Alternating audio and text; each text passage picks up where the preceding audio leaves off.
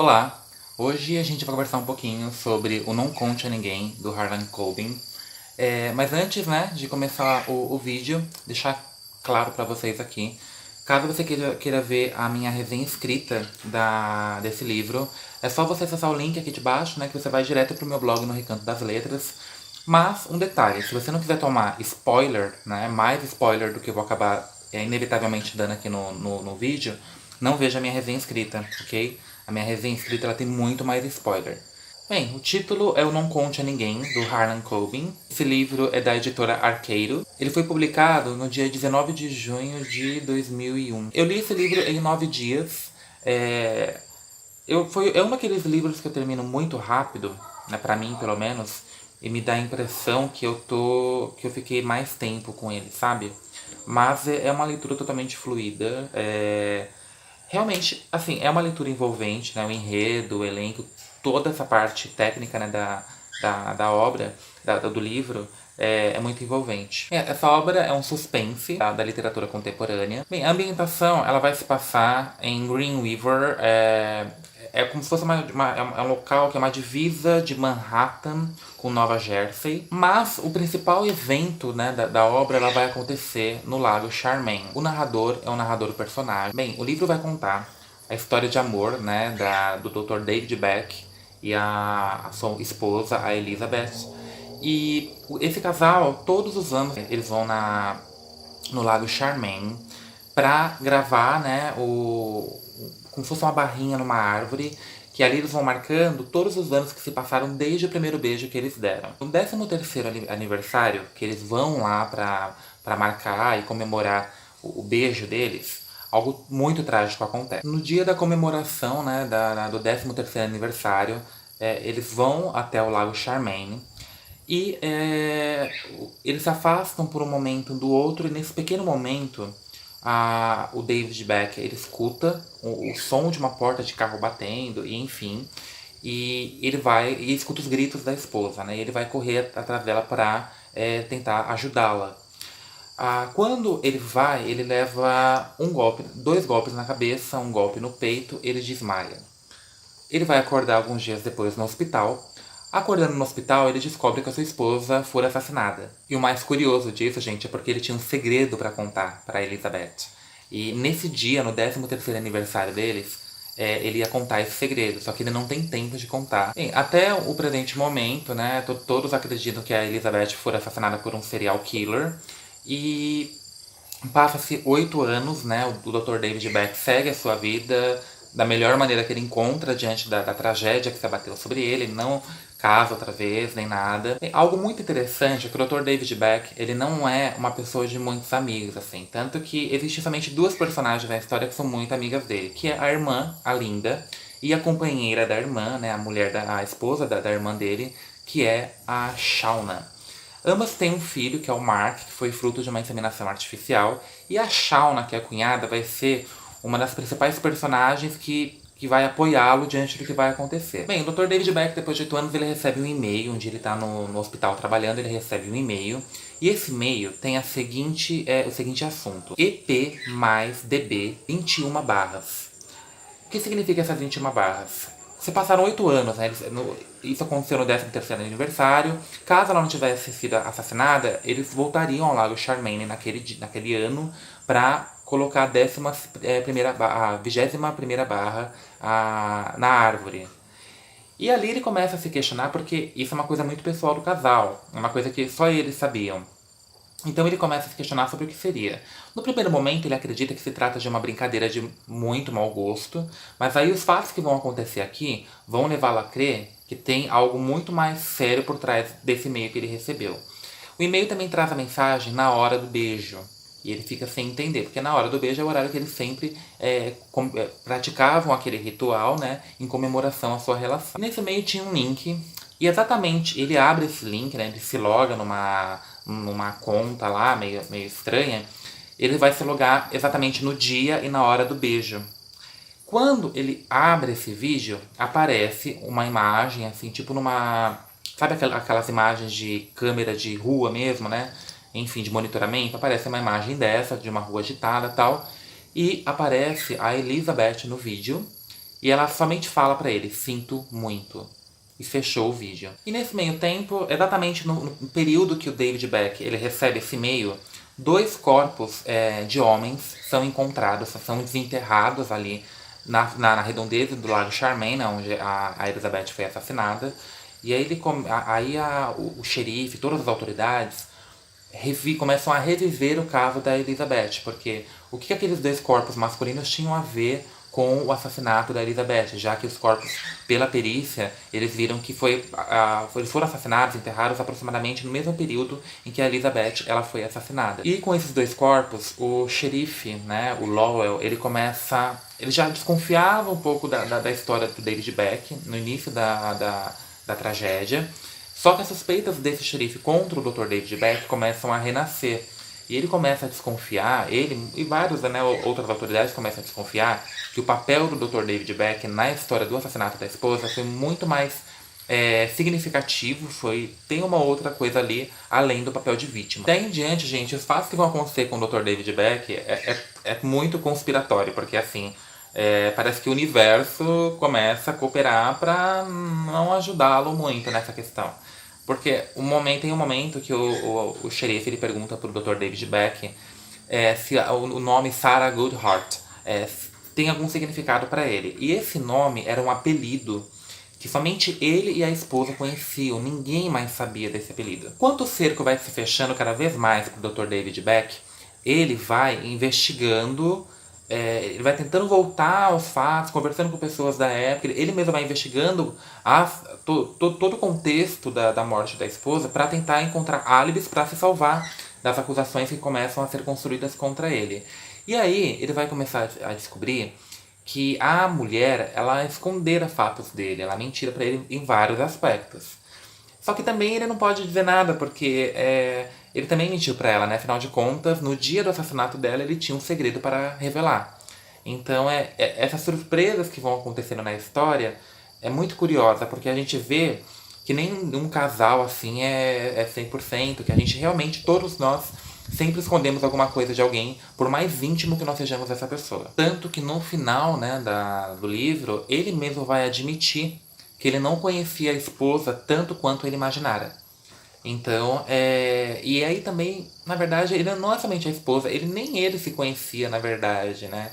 Então é muito curioso essas revelações e o quão elas vão mudando um pouco a imagem que o Dr. David ele fazia tanto da esposa, da relação na qual ele estava, quanto de si mesmo. Para piorar mais ainda a situação dele, ele vai procurar uma amiga da esposa, né, na época, para questioná-la a respeito de umas fotos que a polícia encontra, que ele não conhecia, umas fotos da esposa toda machucada, como se ela tivesse sido agredida, ele não conhecia essas fotos.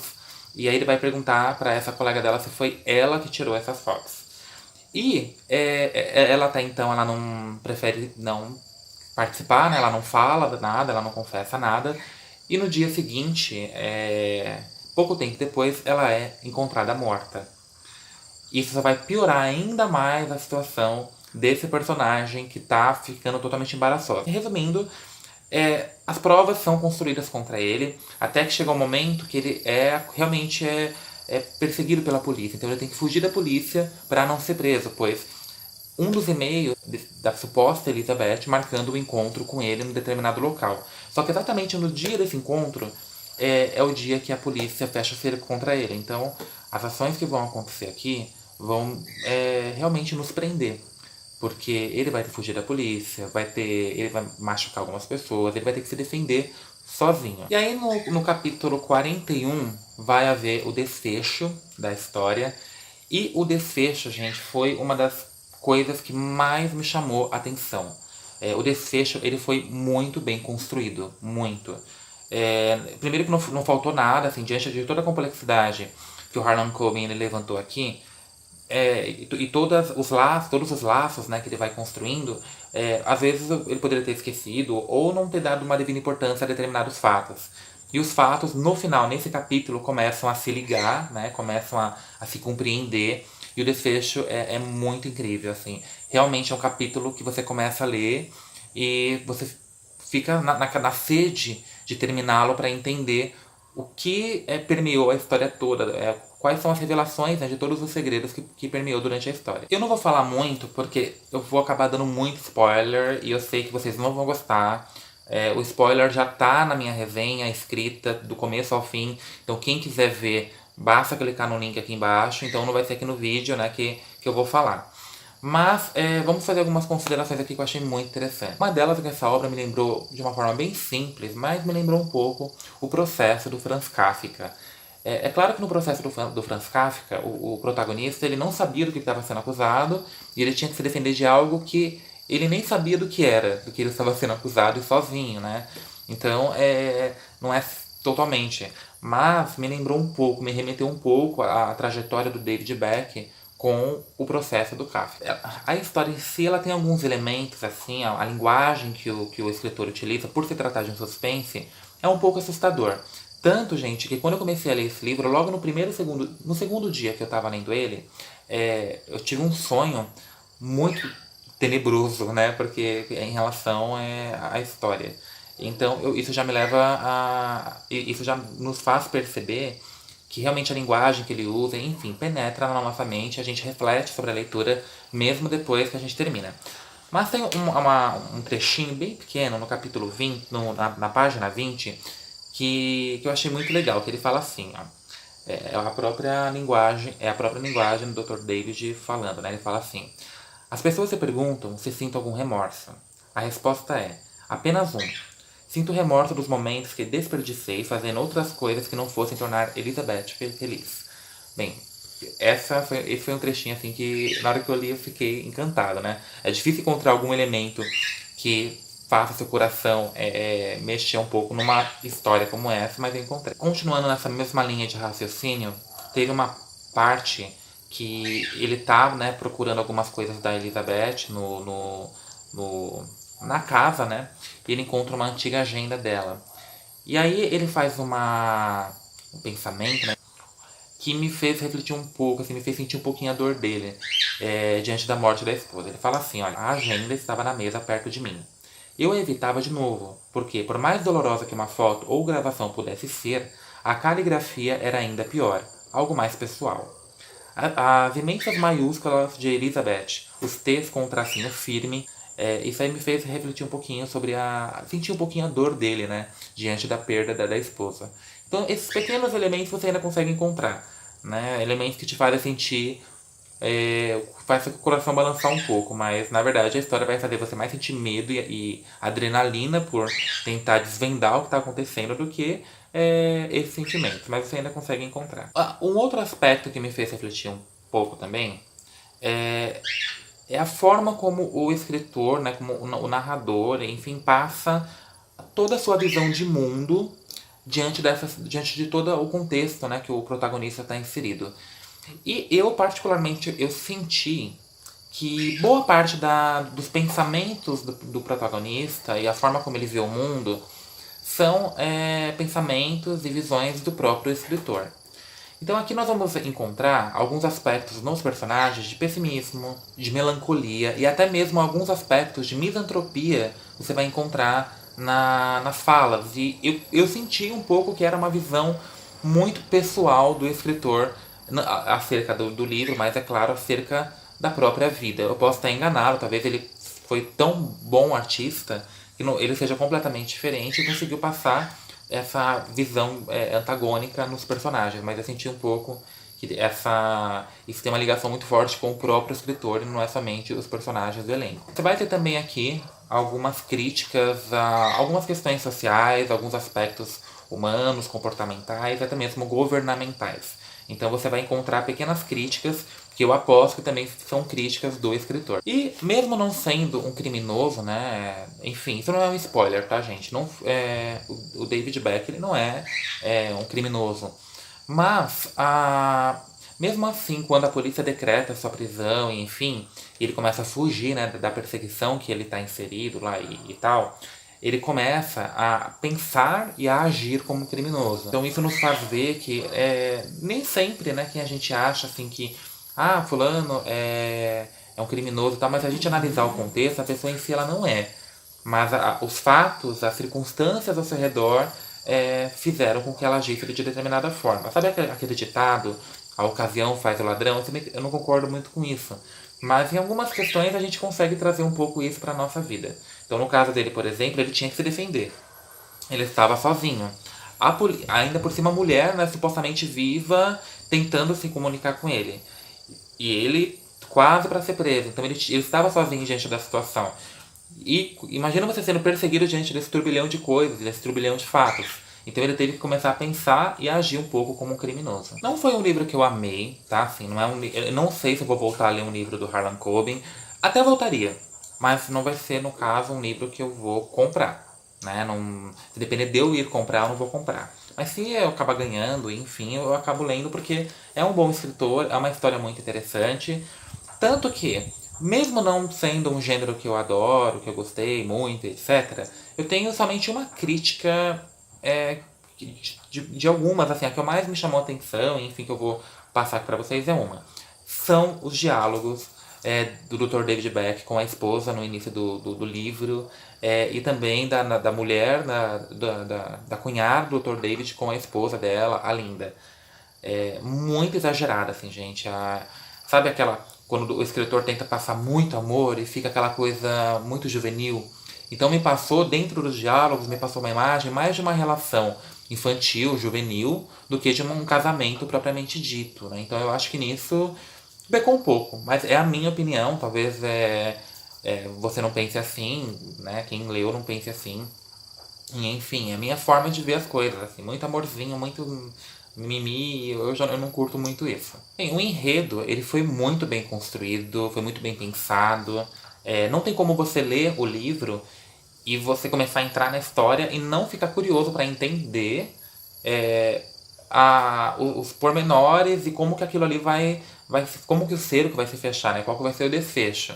Então a história em si, ela é muito bem construída. Especialmente o segredo, né? Que os segredos, as mentiras que rolam ali. E eu vou falar uma coisa pra vocês. O segredo que o Dr. David queria falar pra esposa, no final aparece e, gente, é bombástico. O segredo, assim, é de se surpreender. Outra coisa que eu achei que ficou muito bem construído, achei muito legal aqui, é a relação do Dr. David Beck com a cunhada, a Shauna. Gente, se eu estiver errado a forma como eu tô pronunciando, vocês me corrijam aqui embaixo, tá?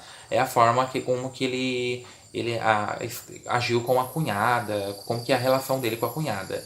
Diferente da relação dele com a esposa, até mesmo da Shauna com a esposa, a relação dos dois é muito bem construída, assim, uma relação muito bonita. Tanto que ela vai ser uma das poucas pessoas que vai ajudá-lo nesse conflito todo que ele vai viver. Então a relação de amizade, repleta de união, de companheirismo, eu achei muito legal como foi exposto pelo Harlan Coben. E né, o elogio que eu já tinha feito antes é a construção do desfecho, né, muito bem estruturado, muito bem construído e extremamente lógico. Então no final da história você vai entender o que aconteceu, como que os fatos foram se sucedendo e, enfim, as consequências, tudo. Então o enredo, né, todo ele é muito bem construído, mas o desfecho é muito legal, assim, eu achei muito bem pensado. Bem, gente, é isso. Vocês sabem que não é um tipo de livro que eu adoro, que eu amo, né? Não é um tipo de romance, de gênero que eu gosto muito de trabalhar. Mas eu confesso que me surpreendi, né? É uma história que eu indico, especialmente para quem gosta. E a Joyce, né? A Joyce Rodrigues, do canal Ler Até Amanhecer, inclusive eu vou deixar o canal dela, o link do canal dela aqui embaixo. Quando eu li esse livro, eu pensei muito nela, né? Porque realmente é o tipo de livro que a Joyce curte bastante, tanto que o canal dela, ela fala basicamente de todos os livros desse tipo de gênero. Então quando eu comecei a ler esse livro, eu comecei a lembrar dela, assim, em alguns pontos. Enfim, gente, é isso, né? Então, se você gostou do vídeo, dá um joinha pra mim, tá? Comenta aqui embaixo se você já leu, se você pensa em ler, se você conhece alguma coisa desse escritor. Compartilhe aqui embaixo seus pensamentos comigo. Caso você não seja inscrito no canal, se inscreva no canal. Se inscreva também nas minhas redes sociais, que aí você fica por dentro não somente dos vídeos, enfim, mas de uma coisa mais corriqueira do meu dia a dia, tá bom? É isso, até o próximo vídeo e tchau, tchau.